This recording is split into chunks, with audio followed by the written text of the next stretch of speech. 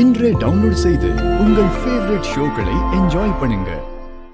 எங்களுக்கு இந்த 10,000 20,000 பட்டு புடவையெல்லாம் கண்ணிலேயே காட்டாத. 50,000க்கு மேல இருந்தா மட்டும் காட்டு. எங்களுக்கும் காஸ்ட்லி பட்டு புடவை தான் வேணும். டேய், என்னடா இது? ஏன் இப்படிலாம் நடக்குது?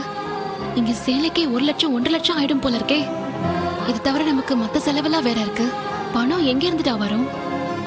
என்ன பண்ண போறோம்? எல்லாம் நான் பாத்துக்கிட்டேன். நீ கூட இருந்து அவங்களுக்கு நல்ல புடவையை எடுத்து மட்டும் கொடு.